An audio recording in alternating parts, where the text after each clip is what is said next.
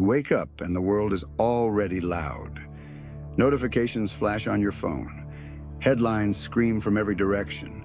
Friends and strangers on social media shout their opinions, as if each word were a command you must obey. Everyone is speaking. But how often do you stop and ask yourself, which of these voices carries truth? Which are only echoes, amplified noise bouncing endlessly in digital chambers? In this sea of voices, most people feel overwhelmed. We want answers, yet answers arrive faster than we can even form the right questions. Some say confidence is enough. Others insist authority should never be challenged. And yet deep down, you know that simply absorbing whatever reaches you is not wisdom. It is surrender. True wisdom begins the moment you pause, step back, and dare to ask, why should I believe this? What does this really mean? That pause is the first breath of critical thinking. It is not about denying every claim or fighting every voice. It is about cultivating the rare discipline of listening differently. Listening not just to what is said, but to what is missing. It is about observing the assumptions behind the words, the evidence behind the headlines, and the motives behind the messengers. Where others rush to consume, you pause to examine. Where others argue to win, you ask to understand. Imagine standing at the center of a busy market. Dozens of vendors are shouting, each promising that their fruit is the sweetest, their spice the most rare, their cloth the strongest. If you simply listen to whoever yells the loudest, you are carried away. But if you walk slowly, smell the fruit, weigh the fabric, ask about the harvest, then you are not just another customer. You become the chooser. That is the power of critical thinking, the shift from being pulled by noise to steering by clarity. This audiobook is your companion in that market of ideas. It will not hand you easy answers, because answers without questions are fragile. Instead, it will help you learn to ask better questions, the kind that peel back appearances and reveal what is truly at stake. You will learn to notice the traps that catch careless minds, from the comfort of crowds to the chains of bias. You will sharpen the blade of inquiry so you can cut through foggy claims and half-truths. You will discover tools, logic, analysis, source-checking, that act like a compass in uncertain terrain. And most of all, you will see how these skills are not abstract theories, but practical powers you can use in work, finance, and relationships. Pause for a moment now. Look at your own day. How many times have you accepted something without questioning?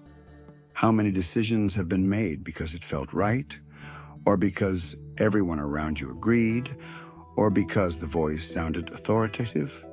Have you ever wondered what your life might look like if every important choice you made was guided not by noise but by clarity? That is what this journey offers. Not perfection, not arrogance, but a steadier way to navigate the flood of voices. And while you listen, take a moment to join the circle of seekers gathered here at AudioBook Sanctuary. Share in the comments where you are listening from and at what time of day. Perhaps morning on your commute, or late at night when the world grows quiet. Your voice matters here.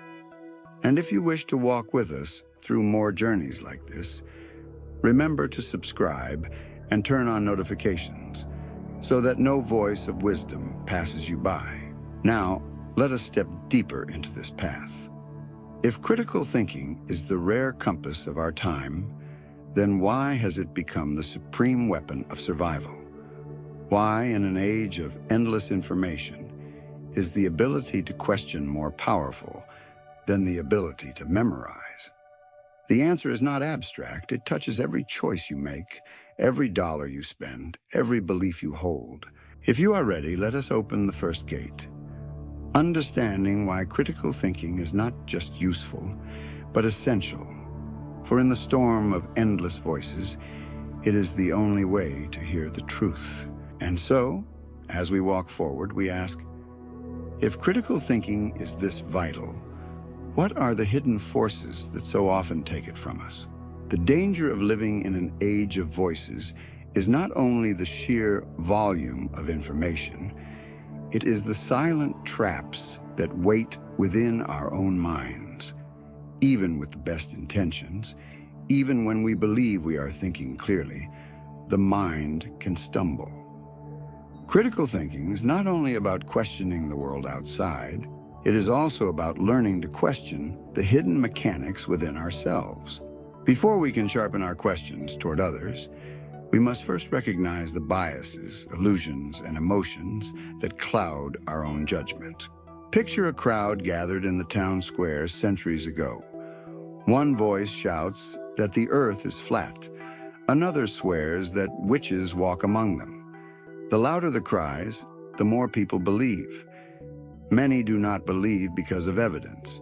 They believe because everyone else does. This is the first trap, the comfort of the crowd. To agree with the majority feels safe. To question feels dangerous. Yet history reminds us that the majority has often been wrong, and progress was made only when someone dared to think differently. This same trap appears today in subtle ways. You scroll through social media and see thousands of people sharing a single headline. Without realizing it, the sheer number of voices convinces you that it must be true. But volume is not validity. A million repetitions of a falsehood will never make it truth. The crowd can amplify errors just as easily as it can amplify wisdom.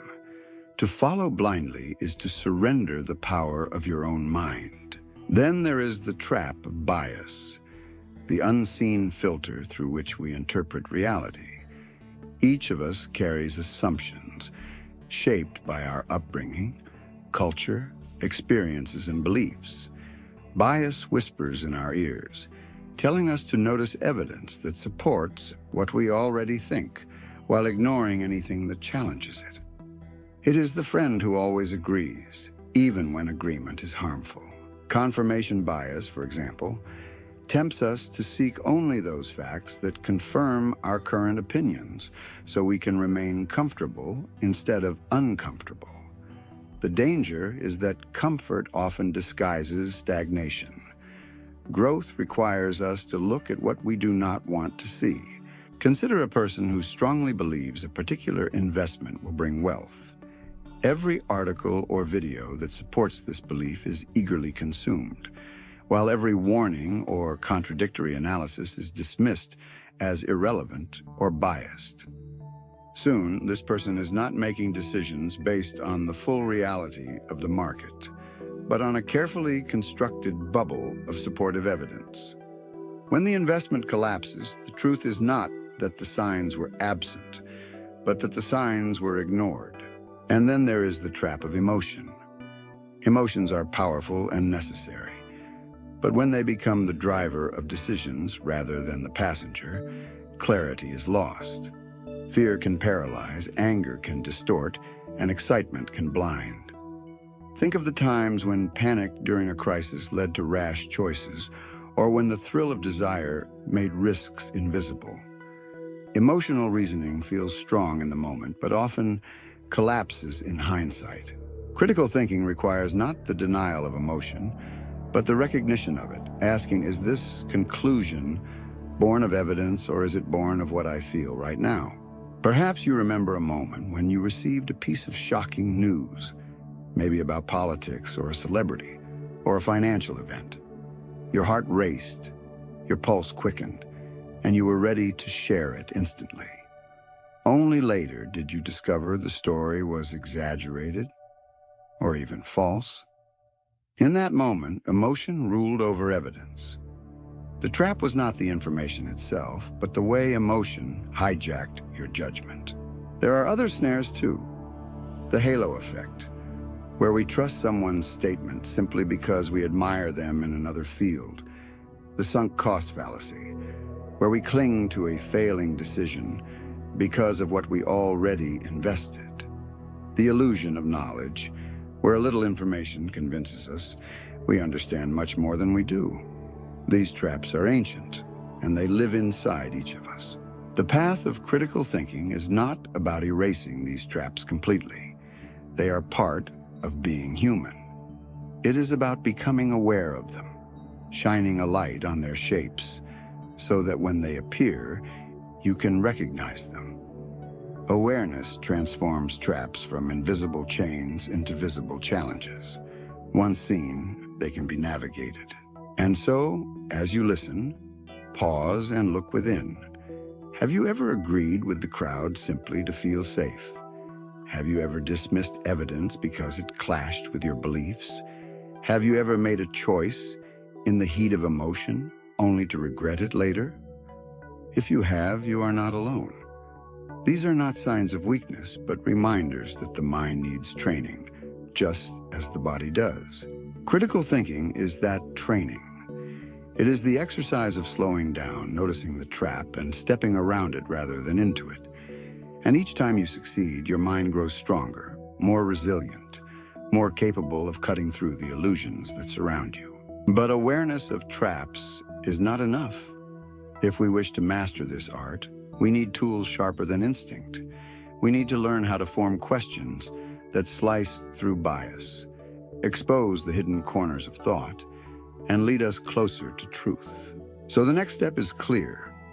How do we ask the kind of questions that reveal what others overlook, that open doors into the heart of an issue? How do we turn curiosity into a blade sharp enough to cut through confusion? The answer lies in the art of asking. Questions that do not settle for surface answers, but reach deeper. And that is where we will now go. A well-placed question is like a key slipped into a lock. At first glance, the door seems closed, the truth hidden, the path obscured. But when the right question is asked, the mechanism shifts, the door clicks open, and what was once concealed becomes visible. This is the art of asking, learning how to form questions so sharp and precise that they cut through the haze of confusion and illuminate the heart of the matter. Many people believe that answers are the treasures of knowledge, yet answers often expire. The answer to a scientific problem today may be overturned tomorrow. The answer to a personal dilemma may work for one season of life, but lose meaning in another. But a well-formed question has a longer life, because it continues to guide exploration. Answers are destinations, questions are compasses. There are three kinds of questions that matter most in the practice of critical thinking. Questions that clarify, questions that uncover, and questions that seek causes. First, the clarifying question. So much of misunderstanding comes from assuming we already know what someone means. A headline says, "Experts warn of financial collapse." Without asking what collapse actually means, we fill in the blanks with our own fears. Clarifying questions stop this rush. They sound simple. When you say collapse, what exactly do you mean? But they force both speaker and listener to sharpen vague ideas into precise meanings. The fog begins to lift. Then come the uncovering questions. These do not accept appearances at face value. They dig beneath the surface. Imagine someone insists, "Everyone knows this product is safe." The uncovering mind asks, "Who tested it? When? Under what conditions?" What seems solid begins to show its cracks. Uncovering questions seek what is hidden. The assumptions, the evidence, the silent corners where truth might be hiding. Finally, there are the causal questions. These reach for the roots beneath the branches. A child asks, "Why is the sky blue?" An employee wonders, "Why are sales falling?" A citizen demands, "Why is this policy being made now?" Causal questions resist the temptation of surface explanations. They seek to know what forces generate the visible events. To know the cause is to gain power over the effect. Asking these questions requires courage. Clarifying can expose vagueness that people prefer to leave unchallenged. Uncovering can threaten the comfort of assumptions. Causal inquiries can feel like accusations. Yet every major step forward in history was carried by those willing to ask such questions. Socrates in ancient Athens asked so persistently that his city grew uneasy. Scientists who questioned established dogma were once condemned as heretics. Innovators who asked why not were dismissed until their inventions changed the world. There is an art to asking not only in the content of the question, but in the manner. A sharp question asked with arrogance closes doors, while a sharp question asked with humility opens them. Tone matters. Curiosity matters. The goal is not to embarrass, but to illuminate. The best questions are those that make others pause, think, and perhaps even thank you for helping them see more clearly. Consider an everyday example: a workplace meeting. A plan is proposed and most nod in agreement. You feel uncertain but hesitate to speak. Then quietly you ask, "What evidence do we have that this plan will work? Have we considered what could go wrong?" Suddenly, the room shifts. The unquestioned becomes questioned, not in hostility, but in pursuit of better clarity. One question changes the entire direction. Or in personal life. A friend complains, "I'm always unlucky." Instead of agreeing or dismissing, you ask, "What do you mean by unlucky? Can you tell me a recent example? Could there be another explanation?" The friend begins to see their situation in a new light, perhaps realizing patterns they never noticed. The right question, asked gently, becomes a mirror. To master this art, practice is essential. Begin by listening carefully, not only to what is said, but to what is assumed. Train yourself to notice when terms are vague, when claims are untested, when causes are unexamined. Then, instead of rushing to argue, pause and ask. You might start small. When someone tells you, "This diet works for everyone," you ask, "What do you mean by everyone? How many people were studied?" When you read that experts agree, you ask, "Which experts? In what field? How many disagree?" Each question becomes a chisel, carving away layers of assumption until a clearer shape emerges. The truth is that most people rarely question deeply, not because they cannot, but because they do not think to. They fear appearing ignorant. Yet ignorance is not in asking, it is in pretending to know. A sharp question is not a confession of weakness, but a demonstration of strength. It shows you care enough about truth to seek it fully. In a world of noise, the art of asking is your blade. It sharpens with use, grows stronger with practice, and becomes an extension of your thinking. Each time you wield it, you slice through confusion, carve out clarity, and draw closer to reality. And as you continue on this journey, remember, questions alone are not enough. To transform questions into reliable answers, you need tools that help test and analyze what you uncover. The next step is to explore those tools, the logic, the reasoning, the methods of checking and weighing information that allow you to separate illusion from reality. So let us walk forward now. From the art of asking into the craft of analyzing, where logic becomes a compass in the storm of uncertainty. A sharp question opens the door, but once the door swings wide, what guides your steps inside? Questions reveal the pathways, yet without tools to navigate, you risk wandering endlessly or being misled by shadows. This is where logic becomes a compass. It is not glamorous, nor always easy, but it is the discipline that steadies the mind when emotions flare and voices clash. Logic does not silence the noise, but it gives you a direction within it. Think of logic as the skeleton of thought. Just as bones give structure to the body, logic gives structure to reasoning. Without bones, the body collapses. Without logic, arguments fall apart. Many conversations in the world today collapse because their skeleton is weak. People confuse feeling with fact, correlation with causation, opinion with proof. The compass of logic reminds you to ask, does this conclusion follow from the evidence? Are the steps sound, or are they skipping into assumption?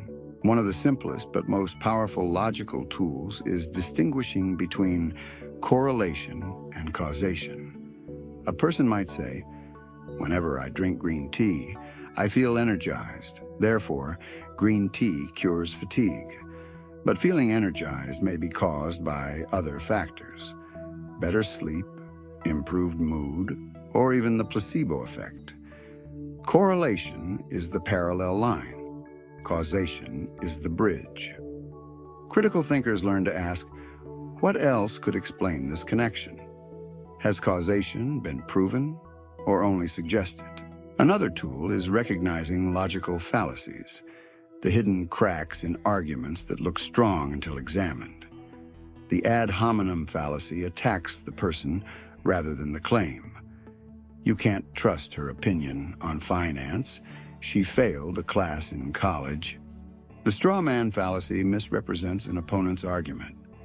You say you want better regulations, so you must hate free markets. The appeal to popularity declares, everyone believes this, so it must be true. Once you learn to spot these cracks, entire walls of false argument crumble. But logic is not only about spotting mistakes. It is also about building strong reasoning of your own. Like constructing a bridge, you lay out premises, solid foundations, and connect them carefully to your conclusion. If even one beam is weak, the whole bridge wobbles. Logic trains you to check. Are my premises true? Do they actually support my conclusion? Is there evidence beyond my personal belief? Evidence is the raw material of logic. Just as a builder cannot create a bridge out of smoke, a thinker cannot create a sound conclusion out of assumptions. Evidence must be tested. Is the source reliable? Is the information current? Is it first-hand or second-hand? Does it stand alone, or is it supported by multiple confirmations? Without evidence, logic becomes a castle built on sand. Imagine you are deciding whether to accept a job offer. The salary looks attractive, but before deciding, you test the evidence. Where does the salary stand compared to industry standards? What is the company's financial health? Are there reviews from employees who describe the culture? Logic steps in. Higher pay does not always mean better opportunity. Evidence tells you if the offer is a true advancement or simply bait. The compass of logic is especially powerful in a time of information overload. Online, every claim arrives with urgency, framed as absolute. Yet logic teaches patience. Instead of asking, is this claim exciting or frightening? You ask, does this claim follow? Is it supported? Is it coherent with what is already verified? By shifting the question, you reclaim control. Let us not forget the role of humility in logic. To admit, I do not yet know, I must test, is not weakness, it is discipline. Those who rely only on certainty are often deceived, while those who allow space for doubt can examine more carefully. Logic thrives not in rigid certainty, but in the willingness to pause, to question, to weigh. And yet, even the most disciplined logic can be misled if the evidence itself is corrupted. What if the source is manipulated? What if the foundation of information is false? Then even the most elegant reasoning collapses. This is why the journey does not stop at logic. It extends into verification, into learning how to test the very ground we stand on. So let us move forward. We have sharpened our questions, and we have taken up the compass of logic. Now we must learn to hold up the mirror of evidence, to reflect truth back at itself, and to see whether what we are told can stand the light of scrutiny.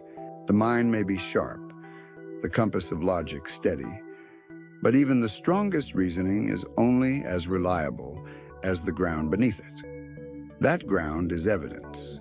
Without evidence, we are building bridges on mist, castles on shifting sand. In the practice of critical thinking, evidence is not decoration. It is the very substance of truth-seeking. To demand evidence is to ask life itself to show its receipts. But not all evidence is equal. Some shines bright like gold when examined, while some glitters only to crumble into dust.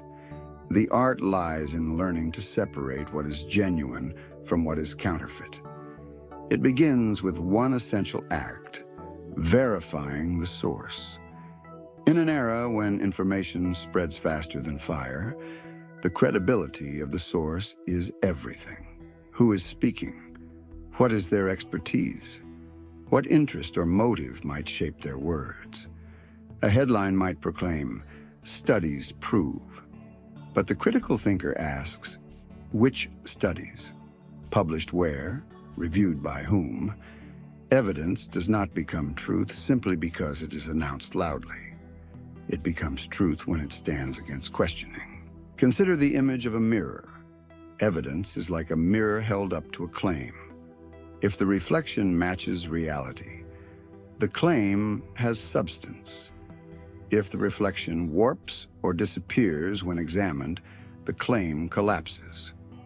When someone declares, "This treatment cures disease," the mirror of evidence asks, where is the data? How many trials? What is the sample size? Were results replicated? Without that reflection, the statement is only a shadow. In daily life, the need for evidence shows up more often than we realize. A friend shares an article claiming a financial crash is imminent. Fear rises. But the mirror asks, who published this? A respected economist or an anonymous blogger? Is this based on measurable indicators or only on opinion? Another example. An advertisement promises wealth through a new app. The mirror asks, do testimonials come from verified users? Is there transparent reporting of results? Or is it marketing dressed as proof? The mirror does not silence claims. It clarifies them. There are simple practices to test evidence. Cross-checking is one. Seek multiple independent sources that confirm the same fact. Triangulation turns one fragile beam into a sturdy triangle. Another is examining methodology. Was the information gathered systematically or carelessly? Anecdotes may touch the heart, but rarely prove the claim. Statistical rigor is stronger than isolated stories. And then there is time. Evidence that holds firm across months or years carries more weight than evidence that collapses under the pressure of repetition. Of course, even evidence can be misused. Numbers can be twisted to say what the presenter wants. Charts can be scaled to exaggerate trends. Testimonials can be cherry-picked. This is why evidence must not only exist, it must be examined critically. Ask, how was this evidence selected? What might have been left out? Does it fit too neatly with the agenda of the speaker?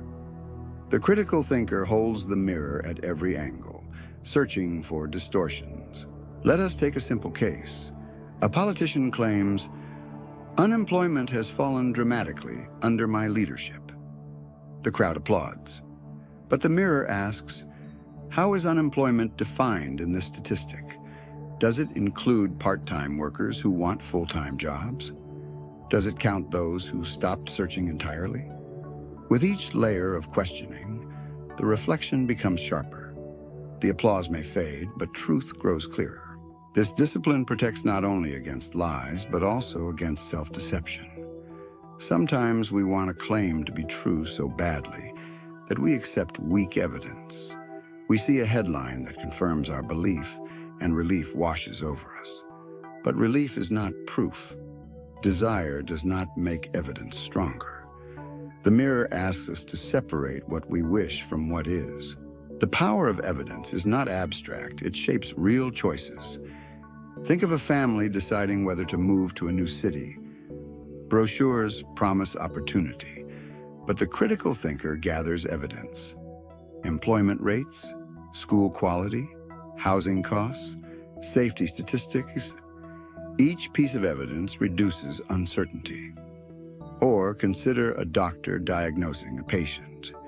Symptoms may suggest one illness, but tests, blood work, imaging, second opinions provide evidence that leads to accuracy. In both cases, lives are shaped not by assumptions, but by verification. At its core, holding up the mirror of evidence is an act of respect for truth, for others, and for yourself. It means refusing to be carried away by rumor, resisting the comfort of blind belief, and insisting on clarity even when it is inconvenient. And yet, once evidence is gathered and tested, there is another challenge. The crowd still shouts. The majority still pressures. Even with evidence in your hands, standing apart is not easy. To think critically is often to walk against the current, to resist the spell of the crowd when everyone else seems entranced. That resistance is the next test of the critical mind. So let us step forward. Having learned to question, to reason, and to verify, we now turn to the courage of standing alone, to the art of breaking free from the spell that binds so many. The spell of the crowd is ancient. It has drawn entire civilizations into wars, panics, frenzies, and collapses. To belong feels safe, and to stand apart feels dangerous. Yet critical thinking often demands precisely that, the courage to resist the tide when the tide flows blindly. Breaking the crowd spell is not about rejecting community, but about refusing to surrender your mind to its hypnosis. Picture a stadium filled with thousands of people chanting in unison. The rhythm of the voices, the pounding of drums, the sea of raised hands, all of it creates a wave of certainty. In that moment, it is almost impossible to believe anything other than what the crowd believes. To doubt feels like betrayal. But history shows us again and again, when no one dares to question, crowds can commit great errors. The witch trials of Salem, the mania of financial bubbles, the rise of destructive ideologies.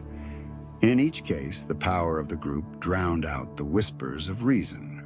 This spell takes subtler forms today. Online, viral trends create the illusion of truth. A post repeated millions of times feels authoritative simply because it echoes everywhere. A celebrity endorsement can convince millions to buy a product, regardless of whether it works. A headline that aligns with collective outrage spreads like wildfire.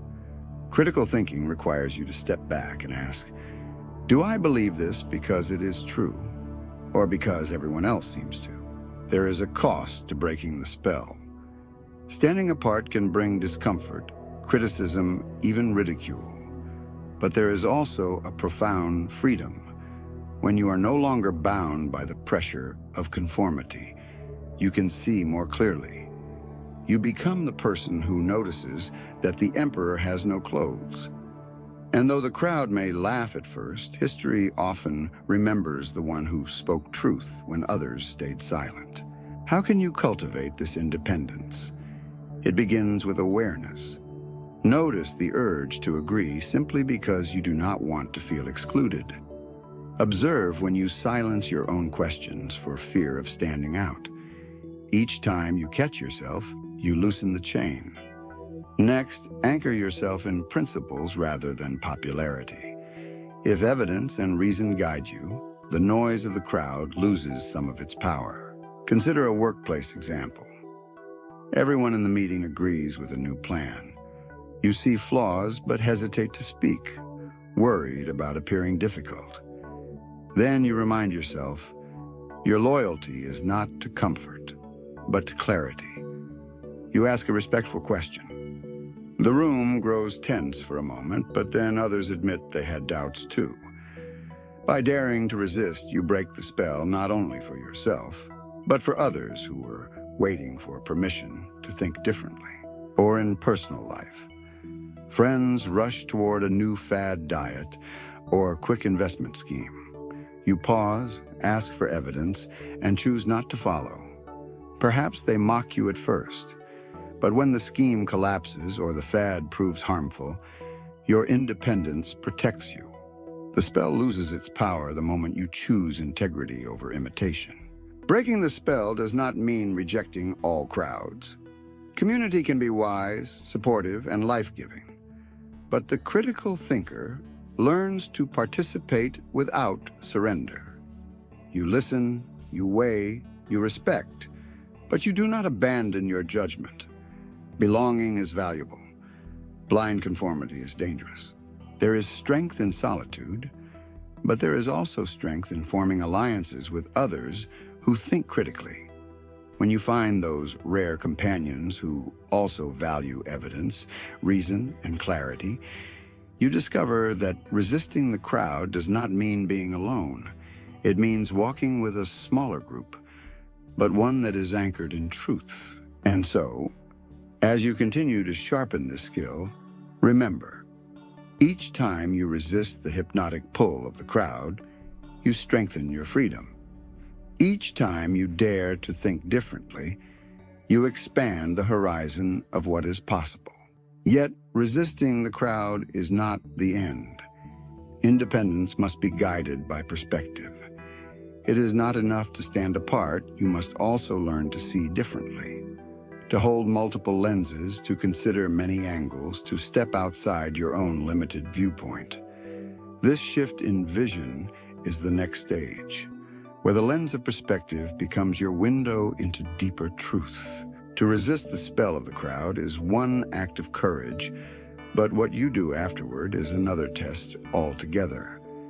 Independence is not enough if your vision remains narrow. To think critically is not only to stand apart, it is to look from many sides, to see what others miss, and to hold multiple perspectives until the deeper truth emerges. This is the art of the lens, the discipline of perspective. Imagine holding a prism up to the sunlight. To the naked eye, light looks white and pure. But through the prism, hidden colors unfold, reds, blues, greens, each revealing a fuller reality. Perspective works in the same way. An issue, a claim, a conflict may look simple when seen from one angle, but when passed through the prism of multiple perspectives, hidden layers appear. Only then does clarity emerge. Most of us are trained unconsciously to view the world through a single lens: our upbringing, our beliefs, our personal experiences. That lens is valuable, but it is also limited. To strengthen critical thinking, you must learn to switch lenses. Ask yourself, how does this look from another person's view? From another culture? From another field of knowledge? What would my opponents say if I were in their place? Each question widens the field of vision. Consider a workplace conflict. One employee insists the new policy is unfair. Management argues it is necessary. If you look only from one side, you miss half the truth. But if you shift perspective, you see the employee's fear of instability, the manager's pressure to meet larger goals, and the economic forces shaping both. Perspective does not excuse wrongs, but it illuminates causes. With broader vision, solutions emerge that were invisible before. The same applies to public debates. A heated argument over technology may split people into two camps, one praising innovation, the other fearing harm. Through a single lens, it looks like a battle. Through multiple lenses, you notice that both sides carry truths. Innovation creates opportunities, but unexamined risks can damage society. Holding both truths allows you to move beyond conflict toward balance. Perspective also guards against arrogance. When you realize your view is only one among many, humility grows. You may still hold your position, but you hold it with awareness that others see differently. This humility is not weakness, it is strength. It makes your reasoning flexible, adaptive, able to adjust when new evidence arises. A rigid mind breaks, a flexible mind bends and survives. In personal life, perspective can transform relationships. A friend speaks harshly, and your first reaction is anger. But then you ask, what lens am I using? Am I seeing only the words or also the stress that shaped them? By shifting perspective, you discover empathy. You may still address the hurt, but now with understanding instead of resentment. A single shift in lens can turn conflict into connection. Even in decision-making, perspective expands possibilities. A financial choice may seem obvious through the lens of short-term gain, but through the lens of long-term stability, the choice may look different. A career decision may seem risky from one angle, but through the lens of growth, it may be the very step you need. Perspective does not dictate the answer, but it broadens the stage upon which answers can be found. Practicing perspective requires deliberate effort. Read beyond your comfort zone. Listen to voices unlike your own. When you encounter disagreement, resist the urge to dismiss. Instead, ask, what truth might be hidden here, even if I disagree with much of it? By doing so, you train your mind to see with many eyes. The lens of perspective is not about abandoning judgment. It is about enriching it. Once you have looked from many sides, you are better equipped to choose wisely. Your decision carries not only your view, but the echoes of many others, refined through questioning. And yet, perspective without action remains incomplete. To see is valuable, but to apply is transformative. The next stage of our journey is learning how to bring all of this, the art of asking, the compass of logic, the mirror of evidence, the courage to resist, and the prism of perspective, into the realm of daily life. For thinking critically is not meant to remain an inner exercise. It must shape the choices you make in work, in money, and in the quiet turns of ordinary life. Critical thinking is not an ornament for the mind. It is not a philosophy reserved for classrooms or abstract debates. Its true value lies in what it does when life presses hard, when decisions about work, money, or daily choices demand clarity. From thought to action, this is where the art of asking, reasoning, and verifying proves itself. Without application, even the sharpest insight becomes a tool left unused. Consider the workplace, where decisions ripple outward to shape projects, careers, and reputations. A team faces a problem. Sales are falling.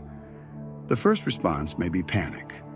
Blame the market, blame the team, launch a desperate campaign. But the critical thinker pauses. They ask clarifying questions. What exactly is falling? Overall sales, or specific segments? Over what time frame? They uncover hidden assumptions.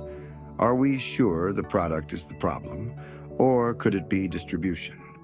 They seek causes. What shifts in customer behavior might explain this? By asking differently, they steer the team away from reactive chaos and toward measured understanding. Decisions born from this process are not only smarter, they inspire trust. Finance is another arena where critical thinking draws a hard line between wisdom and regret. Temptation arrives in many forms: a new investment promising quick riches, a voice on the news predicting disaster, a trend everyone seems to follow. Without critical thinking, emotions rush in: greed, fear, excitement, and money flows accordingly. But the disciplined mind asks, what is the evidence behind this claim? Who benefits if I believe it? What risks are not being mentioned? Many financial losses are not due to lack of intelligence, but lack of questioning. To pause, verify, and examine motives is to protect not only wealth, but peace of mind. Relationships, too, flourish when guided by the habits of critical thinking. So often, conflict arises not from malice, but from misunderstanding. A partner says, "You never listen to me," and defensiveness rises. But the critical thinker asks, "What do you mean by never? Can you share a moment when you felt unheard?" Clarifying questions transform accusations into opportunities for dialogue. Similarly, when gossip spreads in a social circle, the critical thinker resists the easy acceptance of rumor. They ask, "Who said this? What is their source? Could there be another explanation?" By refusing to accept surface narratives, they prevent harm and cultivate trust. Even small daily choices reveal the power of applied critical thinking. You hear about a new health trend, perhaps a supplement or extreme diet. Instead of rushing to adopt it, you ask, "What studies support this? Are they independent? What are the possible side effects?" In doing so, you protect your health from the waves of untested promises. Or when considering how to spend your time, you question assumptions. Do I really need to attend every meeting, or would deeper work on one task be more valuable? Each question saves time, energy, and resources. The beauty of applying critical thinking is that it grows stronger with use. Each time you pause to clarify, verify, or explore causes, you reinforce a habit. Over weeks and months, that habit becomes part of you. You no longer need to remind yourself to question. It becomes instinct. Just as an athlete trains until movement is automatic, the critical thinker trains until asking the right question is second nature. But application is not without resistance. In workplaces, you may be labeled as difficult for questioning what others accept. In finance, you may be mocked for refusing to join a trend. In relationships, you may be seen as cautious or overly probing, yet over time, results speak louder than criticism.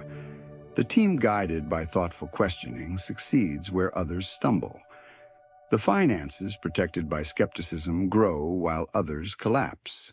The relationships built on clarity and trust endure. Application also requires balance.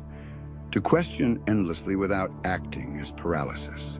To act without questioning is recklessness. Critical thinking thrives in the middle ground, questioning enough to illuminate, acting decisively once clarity is reached. The art lies in knowing when the questions have revealed enough for you to move forward with confidence. And so, we see that critical thinking is not a luxury.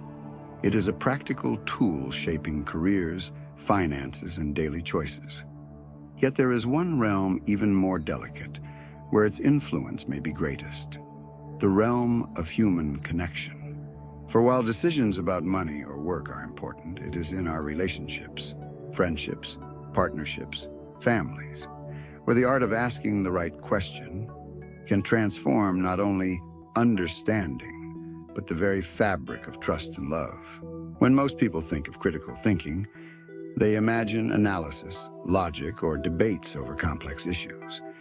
Yet its deepest impact often lies in something more intimate: our relationships.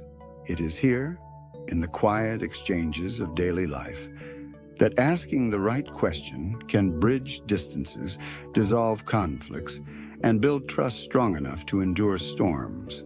Critical thinking in relationships is not cold dissection. It is the art of understanding others more fully by refusing to accept surface impressions.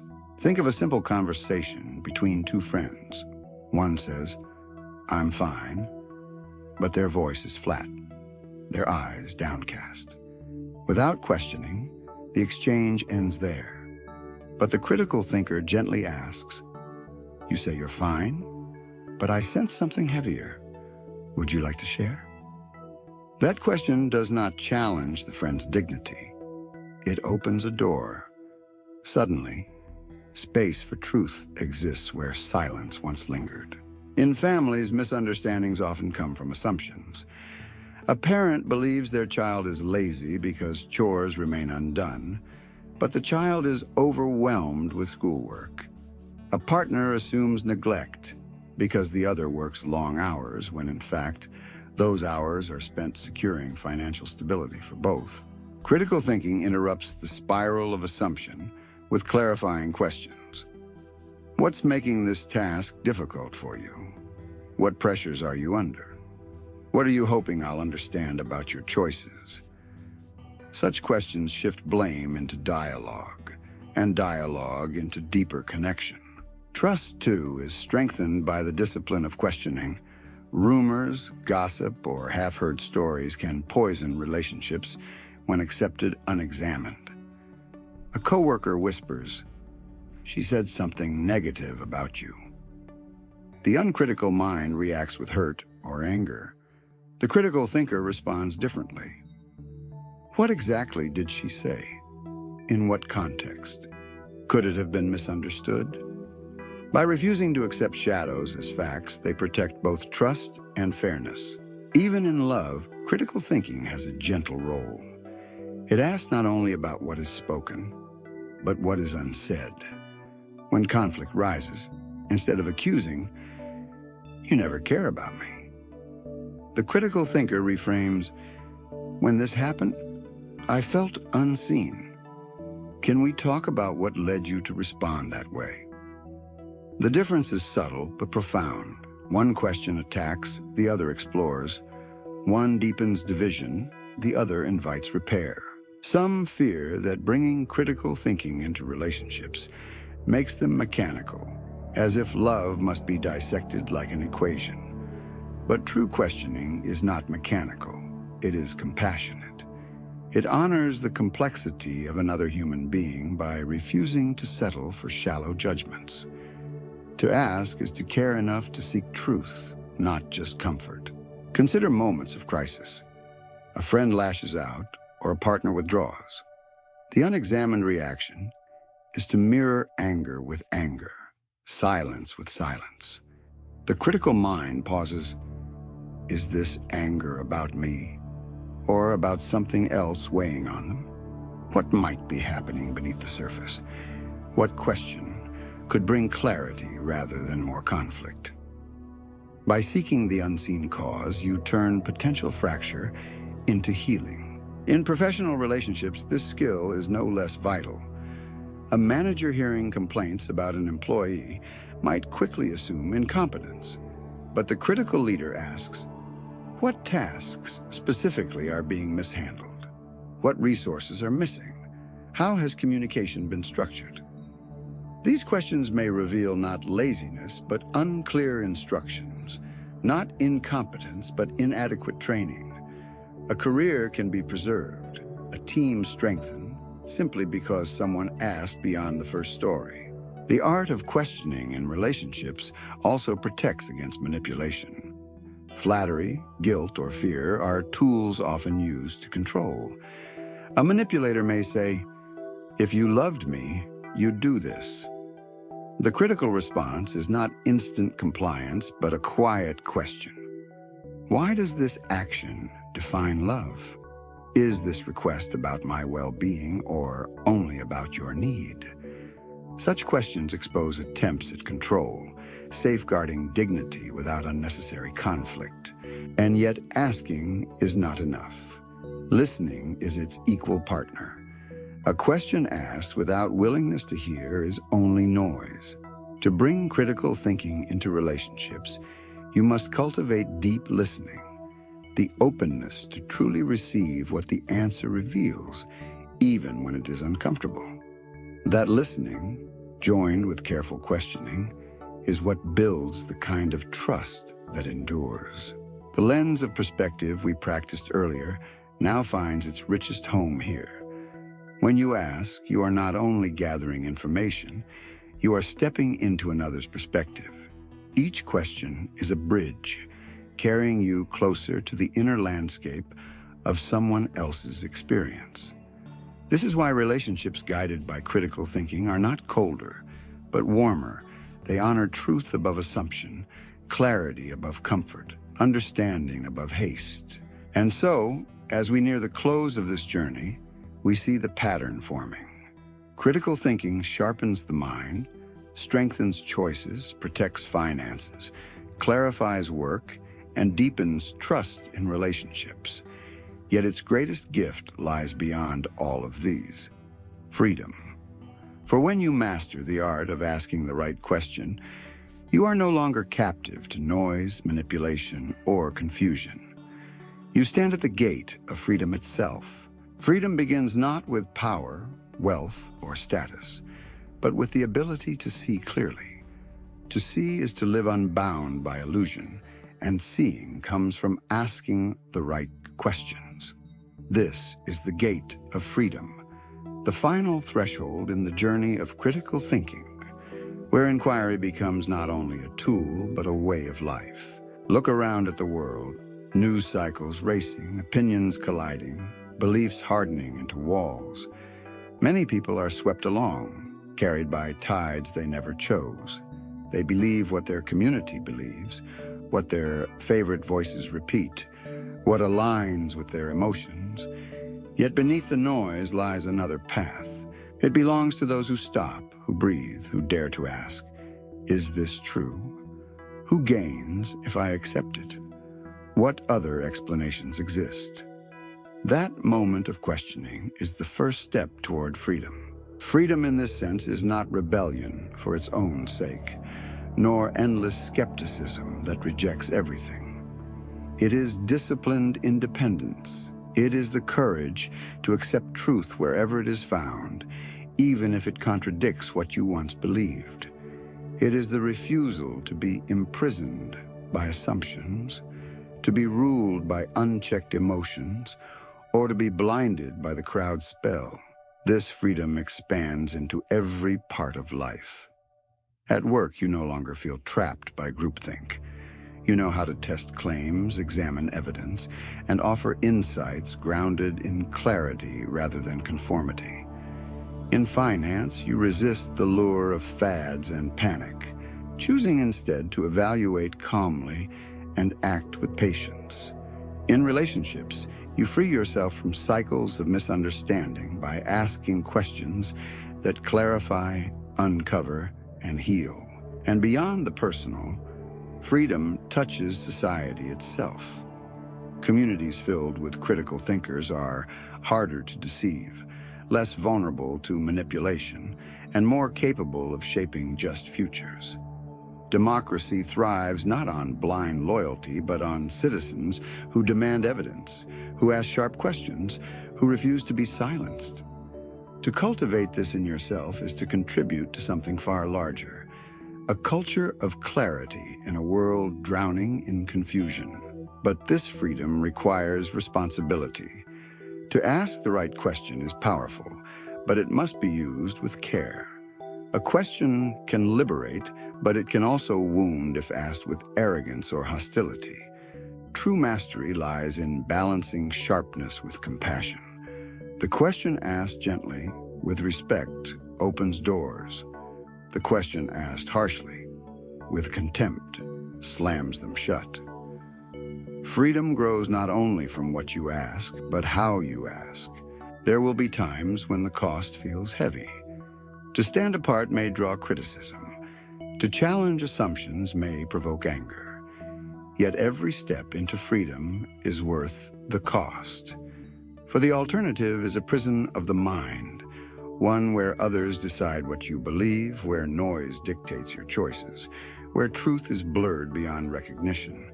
Pause for a moment and imagine, if from this day forward, every significant decision you made about work, money, relationships, or beliefs was guided by questions that reached the heart of the matter, how different would your life look? Imagine no longer being swayed by every trend, no longer carried by every tide, but instead steering with confidence, anchored in clarity. That is not fantasy. That is the promise of asking rightly. And so, as this journey closes, the truth remains simple. When you learn to ask the right question, you reclaim your life. You choose clarity over confusion, truth over illusion, freedom over captivity. The world will not grow quieter, but your mind will grow steadier. You will walk through the storm not as one lost in noise, but as one who carries a compass, a mirror, and a blade of inquiry. This is the art of critical thinking. This is the gift of the right question. The path we have walked together leads to one destination: freedom of the mind. And freedom of the mind leads to freedom of life. Information will not slow down. The world will not become simpler. But your power to navigate it can grow infinitely. The secret is not memorizing endless facts or winning every argument. The secret is cultivating the discipline to pause, to ask, to seek. When a claim confronts you, pause. Do I understand this clearly? When the crowd presses you, ask, am I following evidence or only voices? When emotions surge, seek, what lies beneath this reaction? These small moments add up to a lifetime of wisdom. Think of yourself as a sailor. The sea of information is vast and stormy. Without critical thinking, you drift wherever the waves push you. With it, you hold a compass, you read the stars, you steer your vessel. Storms will still come, but you will not be lost. The questions you ask shape not only your knowledge, but your destiny. To ask rightly is to live freely. To live freely is to choose consciously, to avoid the prisons of illusion, to claim the dignity of your own mind. And here is the invitation. From this day, do not let a single important decision pass without a question. Ask at least once, what does this really mean? What else could explain it? Where is the evidence? These are not burdensome habits. They are the keys that unlock every gate. The world does not lack information. It lacks those willing to sift, to weigh, to test. Be one of the few who dares.